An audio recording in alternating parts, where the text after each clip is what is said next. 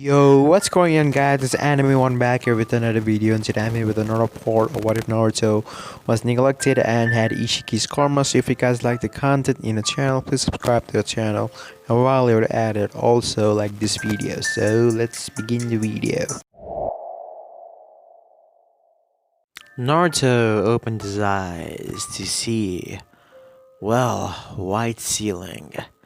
He sighed. Isshiki, using his karma, had forcibly knocked Naruto out and extracted most of his chakra out of his body just to make it look like the karma was exhausting to use for the first time on Naruto's body, which it actually was when Naruto used it the first time. But that was out of the problem. What he needed to do was talk to Koyogi. And well, would you look at that, he thought. As he saw Koyogi, he was looking out the window. She noticed that he had woken up as she smiled at him. "Looks like you're awake," she said. Naruto gave her a nod. "Looks like it. I don't remember much what happened." Naruto lied. Koiki just smiled at him. "Well, you saved this country, and you're pretty much his hero," she said, with a warm smile as Naruto smirked. "This was going perfect." "Oh, that's so," Naruto said. Then Naruto started getting up. "Koiki, tell me something.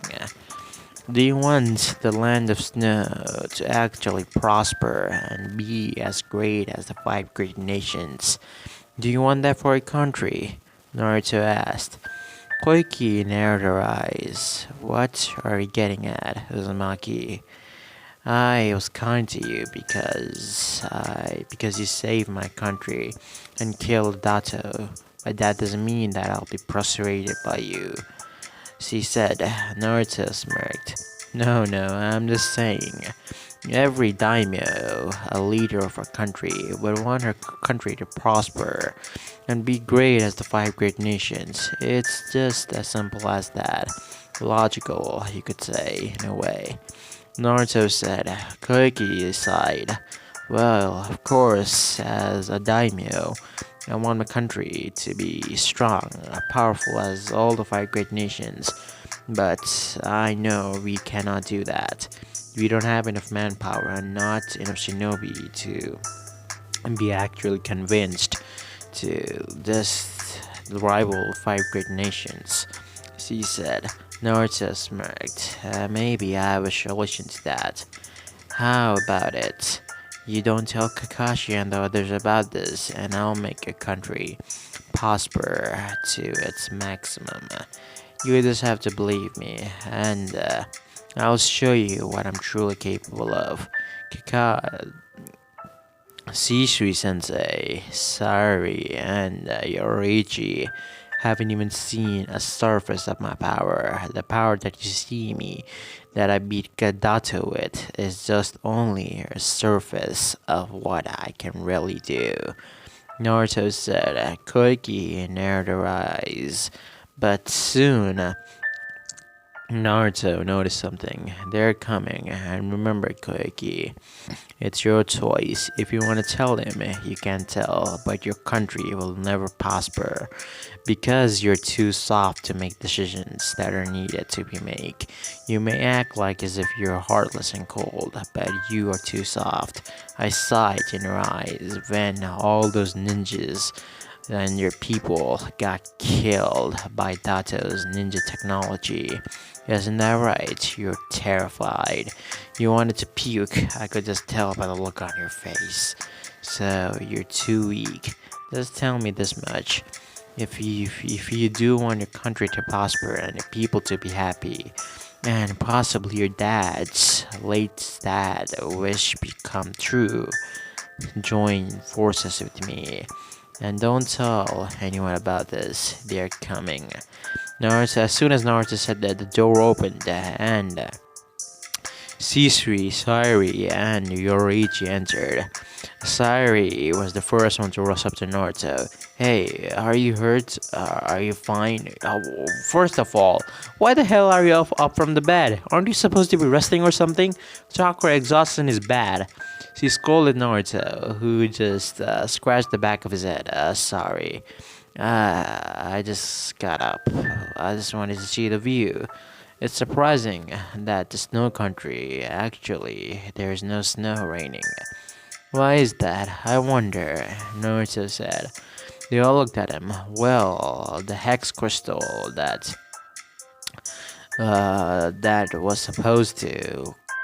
supposedly be used to unlock treasure was actually be used to bring spring to the land of snow. Koiki is here. Princess Koiki is actually deciding whether to change this land's name to the land of spring instead.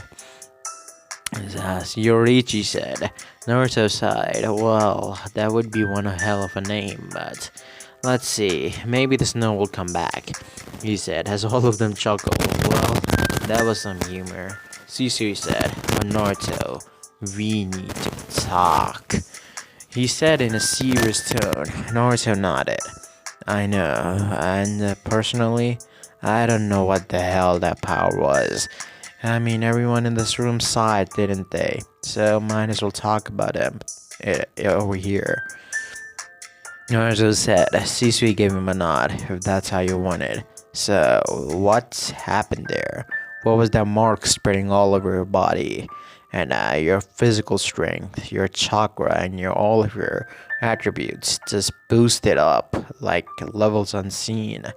I doubt that even curse mark that's supposed to be give you a boost of 10 times over can give you a boost like that. Sisu said. Naruto gave him a nod. As I said, I have no idea. Maybe the Kyuubi is responsible for it. Who knows? But I lost the soul of the Kyuubi a long time ago. I don't know what this mark is, but here, he said as he opened his palm and there was a diamond in the middle. It started spreading out from here. I thought it was a birthmark or something. I had it ever since I was born, so I didn't really paid attention to it. Naruto said. Sisui again nodded as he rubbed his temple. Ah, shit. We'll have to talk this to the Hokage, he said. Naruto shrugged. Well, that could be done, I guess. So, when are we going back? Naruto said. Sisui gave him a nod. Well, tomorrow. Our mission here is complete, so there's no meaning in staying here anymore. And since you're healed, and exponentially fast you healed, we will leave tomorrow. The sensei said as Naruto gave him a smile and nodded. So we're gonna leave, Naruto. You might as well take some rest. Heal up full before we leave tomorrow. By saying that, they all left the room, leaving Naruto and Koki alone. You didn't say anything to them about my proposal. That means you're thinking, Koki. Listen, I need a daimyo to fund this nation's military that I'm gonna build. For that, I need your support. So tell me, do you want your country to be as powerful as the five great nations and never bow down to them? I'll tell you the core reality of the street ninja world.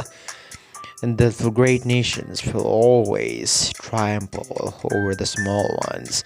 It's only a matter of time before one of the five great nations actually attacks the land of snow, or sorry, actually the land of spring now, and takes it under their control.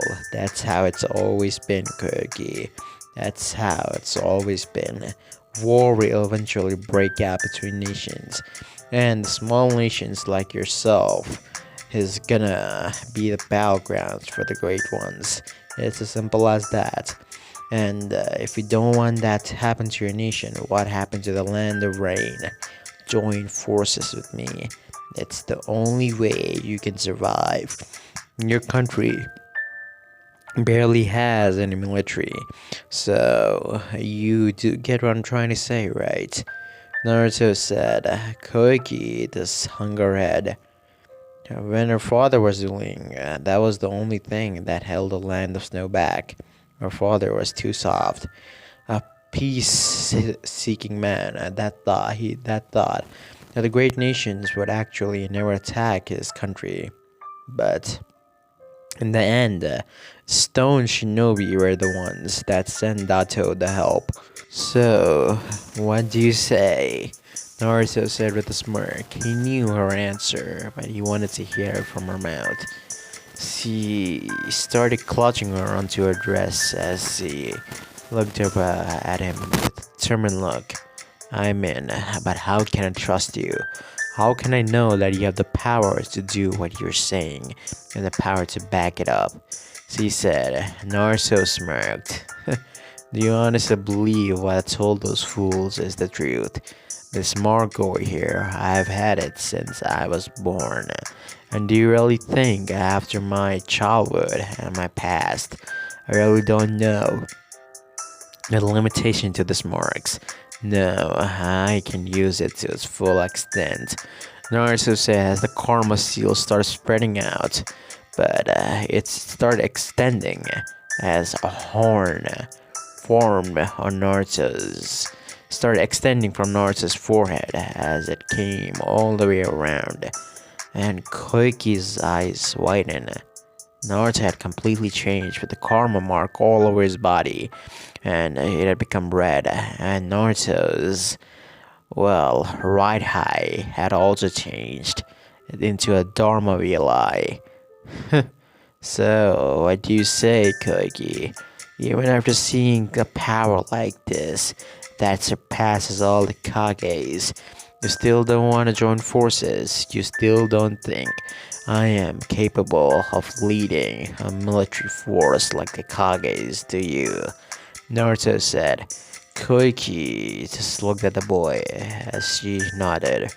Very well then, she said, as he extended her hand. I'll keep the secret from the Hokage and the others until you keep your end of the deal. But how will you just bring shinobi into our village? That's quite difficult. Naruto smirked. That's my concern. All you have to do is earn money for this country. Focus on the businesses of the country and start getting profit and rising the profit as well. Handling military is not gonna be cheap. So you do your part and I'll do mine. That's what partners are for, aren't they? Yuki actually smiled. Very well then, Naruto. Since you're the hero of this land, it only is justice that you rule it alongside me, like how Kages and Daimyo rule the country side by side, she said. Naruto gave her a nod. Very well then, I'll get going. I need to pack for tomorrow. See ya, Koiki. Just remember that I can come here anytime I want. So that's not gonna be a problem. It's only gonna take me a few seconds to bring people here and come here myself. He said as Naruto started walking out of the door as he waved his hand. See ya, he said as he vanished.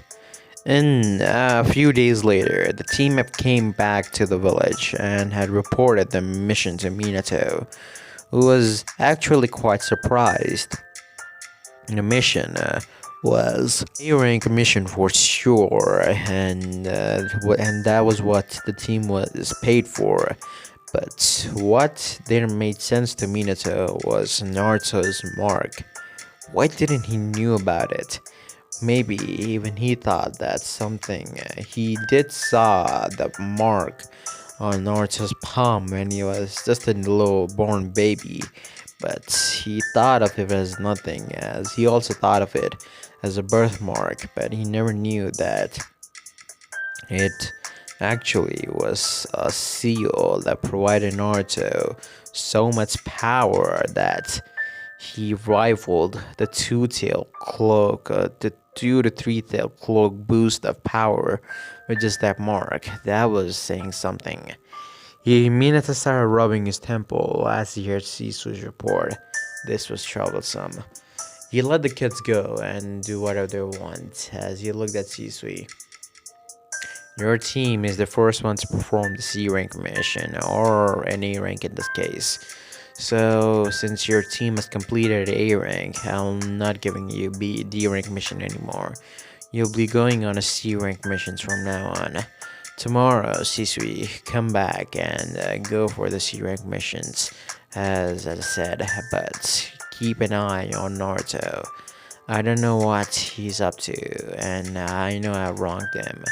And as long as he focuses his hate on me, it's alright. But what I need to know is, what is that mark? You will call Jiraiya Sensei immediately. I'll call Jiraiya Sensei immediately. I will take a look at that seal, whatever it is. And you said it starts spreading over his body. I know someone that has a similar seal like that, so I'll call her as well. Minato said, as Sisui nodded. He was concerned for his students. He didn't know what that mark was. Sisui, if you don't mind, do you mind telling me the mark's abilities that Naruto used? Sisui gave him a nod. Well, he could absorb any ninjutsu. With hearing that, Minato's eyes widened. What? Are you saying that ninjutsu are simply ineffective against them? Sisui gave him a nod. Yes. Anything Taga related is ineffective, Minato asked. Sisui shook his head. I don't think that's the case. It's only the case for ninjutsu, but if you apply chakra to your taijutsu and start attacking him, I don't think he can absorb the chakra out of a fist or something, and that'll be too, well, broken in a way. Making a shinobi a chakraless is pretty much stripping of their power.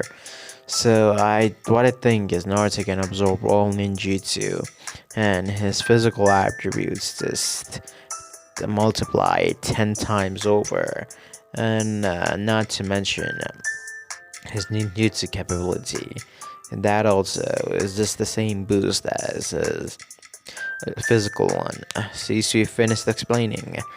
Minato sighed. Well, I'll take a look at that seal afterwards. Let the kid rest. He deserves them. All of them do. So, Hokage-sama, tomorrow morning I'll come with my team. He says. Minato shook his head. No, you give your team a rest for a few days, 3 days at max, and then you come back. Let them take a day off tomorrow. They deserve it. Sisui gave his Hokage a nod. Very well then, Hokage-sama. I'll be going now, he said, as Minato gave him a nod as they left the room. Sayuri was going towards her home. She was excited. She was rubbed that she went on a A-rank mission in her brother's face. She couldn't wait on seeing Sasuke's reaction, and that was what she expected. Sasuke was very pissed that he didn't get to go on an A-rank mission while Sayuri did. It pissed him off to no end. Why the hell did a loser like her get to go on a mission but not him? He was an elite. That's what his father told him. He was in prodigy just like his brother. Meanwhile, Itachi was actually pretty shocked. A-rank mission as your first mission? I mean, are you telling me that after completing all this D-rank mission, the Hokage-sama simply gave you an A-rank? Itachi said with a rather emotionless look, as Sayuri got a little nervous. Well, it was just supposed to be an escort and guarding mission of Princess Koyuki, and the price was so high because she's an actress and she can be targeted by anyone. Sisui Sensei was also there with us, so you don't need to worry. I mean, Sisui Sensei is stronger than your little big brother, she said with a teasing smile as Itachi's eyes twitched. Stop messing with me. Shisui may be stronger because of his Mangekyo, but I will unlock the Mangekyo too. Just you wait, he said. Sayuri started chuckling. You know, you act so mature at times, but at the times like this when I tease you, you act like a child. Just like Sasuke. She said again with a teasing smile. Itachi sighed. Well, at least you're safe. That's all that matters, he said. As soon as he said that, Fugaku arrived, as he completely ignored Sayuri. But Sayuri didn't back down. Father, I went on a rank mission, she said. Fugaku gave her a glance. So what? He said. That doesn't change the fact that Naruto Uzumaki, the Namikaze brat, carried out the mission, and he and Shisui were carried out the mission on their own. I know about the mission details. Shisui told me he's obliged to the Uchiha clan, sorry. And because of that, he's obliged to tell me. Do you get it? You're a failure, he said as he started walking away. Sorry, just looked down. Tears were threatening to spill from her eyes, but before it could, she felt a ruffling on her hair as she looked up at her mother, Mikoto Uchiha. Her mother was giving her a warm smile. Sorry, I'm proud of you. You completed an A-rank mission. I'm very proud to be your mother. And I also know about... She came down to Sayuri's ear and whispered, you already have a fully mature Sharingan, don't you? Shisui only told me, but he didn't tell your father since he knew that you wouldn't like it, she said, as Sayuri just looked at her mom. And her mom gave her a warm smile. All you need to do is work on your stamina, dear. That's all you need to do, and you'll be powerful, as Itachi is right now, she said, as Itachi also gave her a warm smile as he poked her on the head. Sorry, you'll surpass me, there's no doubt about it. But don't let that fool get to your head. He's always like that, and he's always rubbing off on Sasuke. If it were to me, I would kill my own father, Itachi said with a dark look on his face. He didn't like his father's attitude. He didn't like the Uchiha's attitude. Just because they had the Sharingan, they thought that they were superior to others. Cocky bastards. They overestimated themselves and thought just because of the eye they were invincible. And if that was the case, why didn't Uchiha never become a Hokage? Why did Minato Namikaze become the Hokage? And Itachi knew the answer. Minato never overestimated himself. He was confident, but he was not cocky. He did what was necessary instead of bragging about stuff. And he never overestimated himself. He knew his limits. And Itachi did too. Itachi knew for a fact that against most people like Kakashi, Shisui, and even his own father, he didn't stand a chance. But the other Uchiha members, even the basic Jonin's ones, thought that they could beat the Hokage in the battle.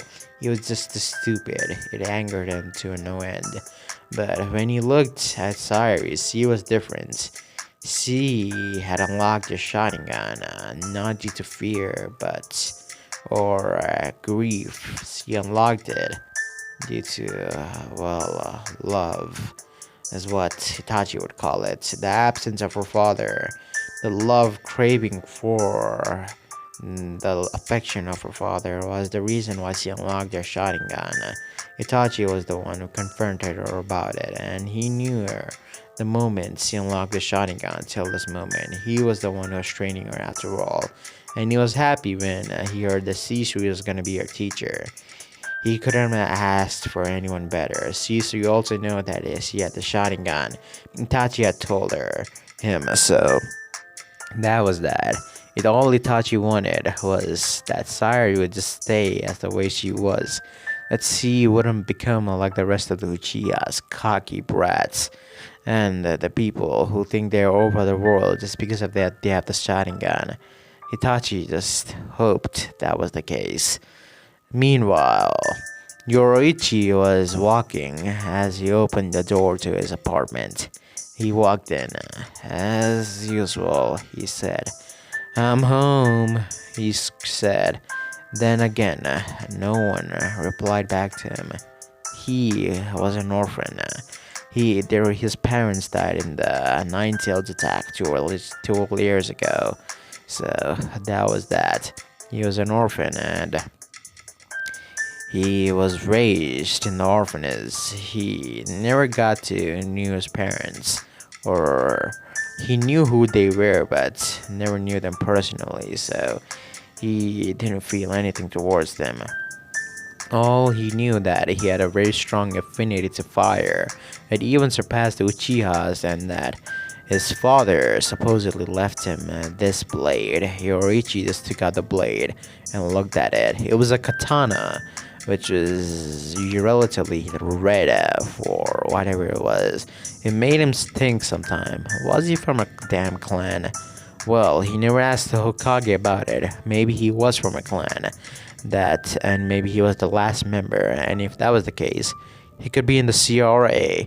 Yoroichi started thinking, if he could be in the CRA, that means he could get to marry multiple women, and not only that, he started giggling parodically as he closed his door and went to his bed. He took a shower as it was nighttime and had breakfast and went to sleep. That was how their day went, all three of them. And after a few days, the team was at the Hokage's office again. Naruto decided to change his outfit a little, so he was wearing pretty much the same outfit that Edo Boruto wore when he fought against Kawaki. I wanted to give that Naruto a little drippy outfit just at the beginning of the series, and as the time goes on, his outfits of course will change, but of course I needed him to be a little drippy. So yeah, he has adult Boruto's outfit with that same white t-shirt underneath and jacket, a black jacket and black pants with the cloak the cloak on, and shinobi sandals. Yeah, that's pretty much his outfit right now. Just as Minato was about to speak, few people entered the door even without knocking. What disrespectful brats, Minato thought. And yeah, he saw Kakashi with Team 7, but replacing him was a woman in her mid-30s. Kakashi wasn't there. She looked a lot like Sari, but just a bit older, in her Jonin uniform. On her right side was Team 11 with Kushina. Hey Naruto, right on time. Minato saw it, shooting a smile at his son. I like the look, he said, winking at him, getting an eye roll from Naruto. Thank you, Hokage, I guess, he said with a bit of disdain, but otherwise emotionless. Minato sighed in depression. At least that's a start in the right direction. Anyway, Team 12 have already been assigned a rank mission, so today you will be assigned a C rank mission, as apparently the D rank missions are unsatisfactory as the others, and they will have complied the same, correct? Those missions were worthless for me. They weren't even to be done by the likes of an elite like myself, Sasuke said, and Sakura gushing over him. Likewise, though I'm pretty sure the loser had a difficult time with them, Menma said as he laughed at his brother, who didn't even acknowledge his presence. Mito glared at her brother while glancing apologetically towards her older brother, who only glared at her in response, causing Mito to look down in tears. Kushina looked at her son. Hey son, how are you? Naruto stared at her. I'm quite well, Namikaze-sama. Ever since I moved out of that hellhole, he said, referring to their house. She frowned. That's not what she wanted to hear. Please, son, call me. I'm sorry, she was cut off, but I'm done talking to you on a personal level. He turned to Minato, ignoring his mother's sad defeated face. Anyway, since you guys wanted to go on a higher mission, I don't see why I won't send you all on this one together. More protection for the client while you all get experience. Now I had a team for the mission where Kakashi go to alone, but Mikoto had volunteered to be the team's temporary sensei until he returns. So any objections? The shinobi gathered around the room shook their head. So what's the mission? Naruto asked. Well, since it's a C-rank mission, it's a simple escort mission. Tazuna-san. Soon a man in his late 50s came in the room, a little tipsy from a whiskey bottle. What the hell is this? Are you telling me that you got me a couple of kids? The drunk man said. Minato sighed. Look, Tazuna, I'm aware that they're little children, but they're all very talented and possess great skills. Besides, if they fail, their senseis are more than capable of handling the situation, especially with Shisui there, so don't worry, he said. Tazuna looked at all the children in distaste. Alright, I'm a very important person in the land of waves, and I expect you to escort me there safely, even if it costs you your life. The Genins nodded their heads with determination. Though Sakura and Sari had a bit of fear in their hearts, but they know how to manage themselves and dealt with it, and they didn't show it, especially Sari. Sakura did show a little bit of fear. Don't worry, Sari, we'll be fine. You're trained for this, remember? Naruto said to Sari. Besides, if you fail, we'll be right there. You're not alone, Yoriichi said. With his encouraging smirk, the Uchiha smiled. Thanks, guys. Yeah, you're right. Let's do this. Sakura's team, however, try not to slow me down. Don't get in my way.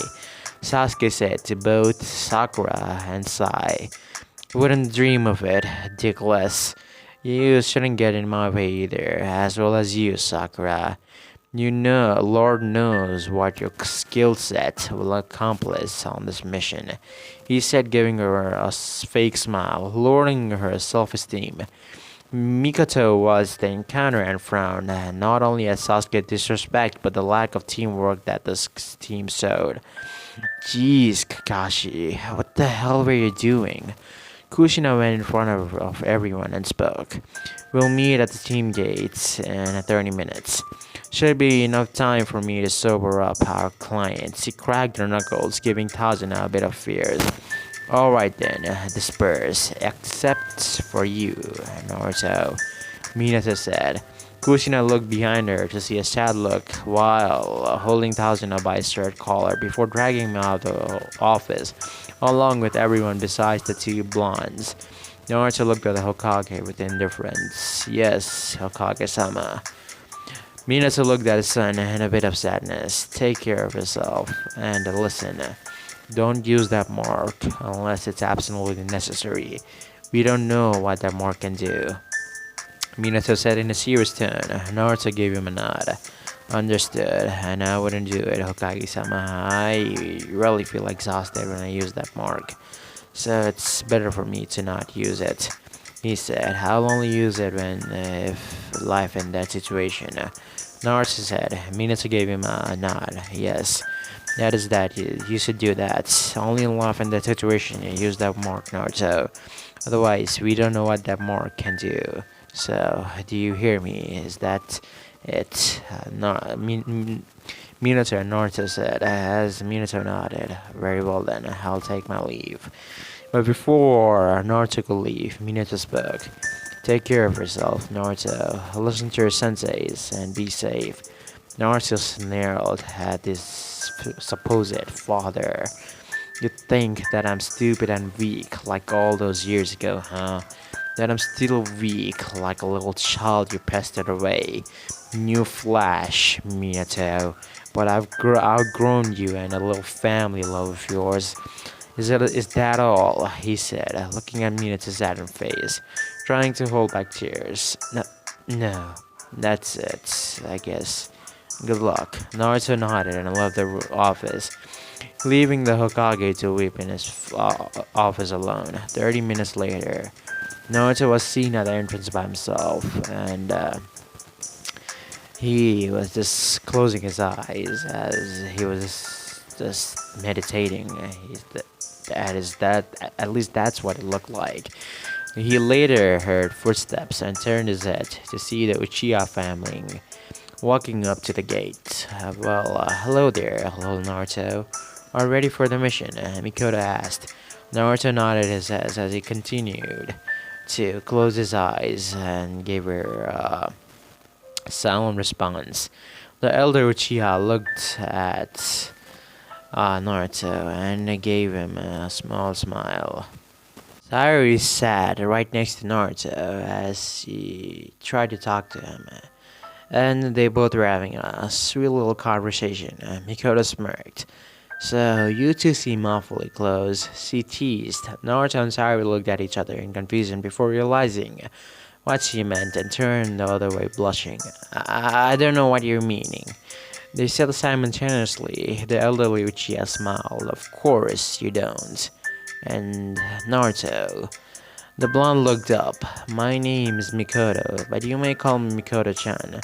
And know that, no matter what, whatever you may feel about me from the past, just know that I am always here to help you. Naruto's eyes widened. Thank you, Mikoto-san. Mikoto smiled. It was a progress. What the Hokage family failed to remember is that they already pushed Naruto away. He's his own person now, and no matter what they would do, they would never get close to him, and that was the truth. She felt sorry for her best friend, but she knew that she had messed up, and she would pay for it. But maybe in the future, you may call me Mikoto Kasan in the future, cause being a certain in-law. She finished before both of the kids blushed red like tomato. That was the sight that the Namikaze family and the rest of the team came to see. As Suisui smirked, he knew deep down that Sayuri had a little thing for Naruto. No, Sayuri loved Naruto. And as for Naruto, deep down, he maybe had feelings for her. Naruto never felt love in his life, so he doesn't know what love feels like. To him, it might be confusing, all this mixed emotions. So that was that. You two lovebirds are so cute, Shisui said. My goodness, enough! Sayuri said, having been embarrassed enough for the day, as she stormed away from Naruto. As Shisui and Yoriichi looked at each other and patted her shoulder. Alright, just keep up the pressure now. They'll break by the end of this mission. Yoriichi smirked very evilly. I'm counting on it, he said. Kushina and her twins came in the view. Hey, Naruto. Mito greeted. Naruto only stared at her in acknowledgement before turning his head. Are you ready for our mission? Yes, Uzumaki-san. Naruto then proceeded to the gate and waited there, ignoring Mito's sad smile. She was ecstatic to be in the same mission with her elder brother, but he wouldn't give her a time of a day. Kushina felt the same vibe as he was trying to start a conversation with her son, but he would just shrug her off. Soon Tazuna would show up, sober this time. The group was off. It was silent for a while as the group took off to the wave. Before they left, the senseis decided to move into the information that protects the client. The senseis would walk behind and observe everything, while since there is 8 genins, it would even pair them up. Naruto and Menma were in the front of Tajina. Sayuri and Sakura were in the right. Sasuke and Sai were on the right, and Yoroichi and Mito were on the left of him. They were in the wave in those positions. After walking for a few miles, Naruto decided, "How long are we gonna walk?" He said.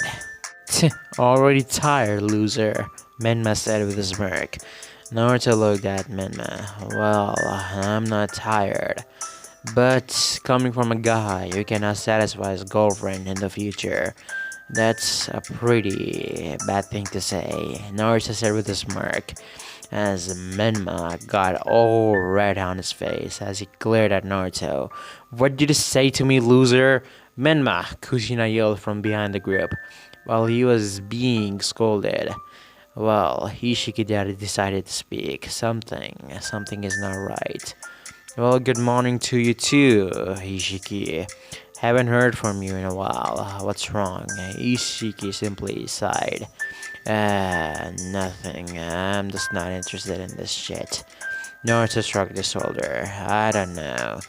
"Well, what is it?" Isshiki growled, but I said it regardless. "Something is off in the air, something negative. Look at the puddle, boy. It didn't rain a few days ago, did it? Or even today?" Naruto looked down. It was as it was said. A puddle lay there on the ground. Naruto could only think of one thing: transformation. He looked at his sensei beside him and saw they'd noticed, but weren't doing anything. But if it was okay, no one noticed it, which probably means they want to test us. Okay, I'll give them a test worth watching. Naruto snapped his fingers as he got the basic idea of what he needed to do. After passing the portal, something burst into life, sowing 2 ninja in the water. They were fast as they captured Kushina, Mikoto, and Susui up before killing them by slicing them in half. The group were so shocked by the stunt as the Sushinobi smirked. "That was too easy, right, Miyazu?" "Hell yeah, Gozo. Let's get the rest." The Genin present were shocked to do anything except for one. As Naruto sprung into action, he sped up to the Dreaming Brothers in the mind-boggling speed and countered their attacks with his boken, with a rod that appeared in his hand. "Shadow clone," Naruto shouted, as he created 2 clones to fight the brothers, separating while Naruto himself steadily readied a jutsu. Then Naruto did a few hand styles. Fire style, foxfire. With that, a red fire shot towards both of the brothers that consumed them easily, scorching them into submission. Naruto stopped the technique, leaving the 2 brothers nearly dead. The people around were astonished at the show of Naruto's skill. What was that jutsu?" Menma thought in anger. "That jutsu, it doesn't belong in the hands of a weakling. It should be in my hands, and Uchiha Elite," Sasuke thought. Mito stood there astonished as he watched her brother, who was believed to be weak, show some tremendous amount of strength. "You're so cool," she praised. Sayuri only smirked. "Not bad, but I expected as much." Naruto smirked at her. "Well, I would like you to see better, Slowpoke, 'cause you seem pretty intent on freezing." The Uchiha Kunoichi blushed in embarrassment. Shut up! I didn't freeze up. I was just observing your talent. Yeah, that's all." Naruto smirked. Then He turned to Tazuna with a serious look. But you, on the other hand, we need to have a little chit chat, Tazuna.